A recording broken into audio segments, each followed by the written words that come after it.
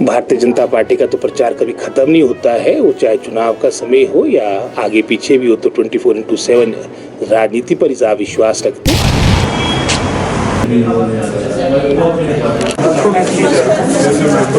सही है ना?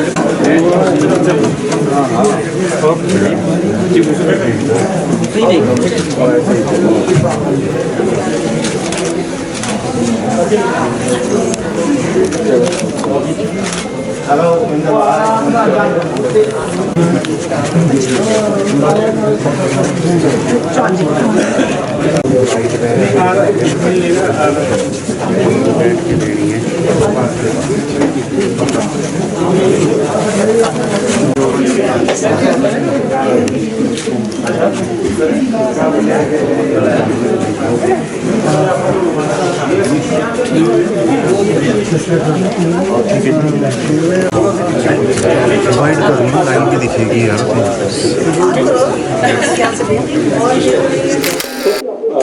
प्रचार में क्योंकि बीजेपी के राष्ट्रीय नेताओं का प्रवास शुरू हो गया है। भारतीय जनता पार्टी का तो प्रचार कभी खत्म नहीं होता है, वो चाहे चुनाव का समय हो या आगे पीछे भी हो, तो 24/7 राजनीति पर ही आप विश्वास रखते हैं। लेकिन अब जैसे हिमाचल प्रदेश के अब मैं समझता हूँ मात्र 10 दिन के आसपास का समय रह गया है, और जिस तरह के हमें फीडबैक अभी AICC से आया है, 25 के उपरांत हमारे जो शीर्ष नेता है वो प्रदेश में आएंगे, भिन्न भिन्न पार्लियामेंट्री कॉन्स्टिट्यूंसीज में जाएंगे, और निश्चित रूप से हमारे काडर को, हमारे जनता जनार्दन का सारी बातों को लेकर उनको अवगत कराएंगे, हमारे काडर को गैल्वेनाइज करवाएंगे। रैलियां डिसाइड होगी सर, प्रियंका गांधी की या खड़गे जी की, कोई कितनी? ये डिसाइडेड है कि प्रियंका जी हिमाचल आएगी। बाकी जहाँ तक स्थलों के चयन की बात है, उसमें प्रियंका जी की बात आ गई, राहुल जी की बात आ गई, खड़गे जी की बात आ गई, शुक्ला जी की बात आ गई।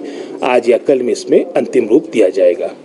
सर दूसरा, कल जो है भाजपा ने शिकायत की है, जो कल ताजा में हुआ है, जो उसमें कहा है कि कांग्रेस के जो कार्यकर्ता है, कांग्रेस के नेता द्वारा जानबूझकर जो पथराव यहाँ पर किया है, उस पर शिकायत की है, आपका क्या कहना है? अब इसकी एग्जैक्टली मैं भी प्रचार में आप जानते ही है कि कार्यभार मिला है शिमला संसदीय क्षेत्र का, तो उसमें मैं कल रात के 1-2 बजे पहुंचा हूं। अब इसके बारे में मैं डिटेल में सारी जानकारी जब मेरे को प्राप्त होगी उसके बाद ही मैं कुछ कह पाऊंगा। पर कांग्रेस पार्टी कभी भी हिंसा में विश्वास नहीं करती है। ये मात्र मैं समझता हूँ अपनी हार को देखते हुए जो निश्चित है मंडी संसदीय क्षेत्र में, उसको देखते हुए भारतीय जनता पार्टी की इस तरह का आरोप लगा रही है।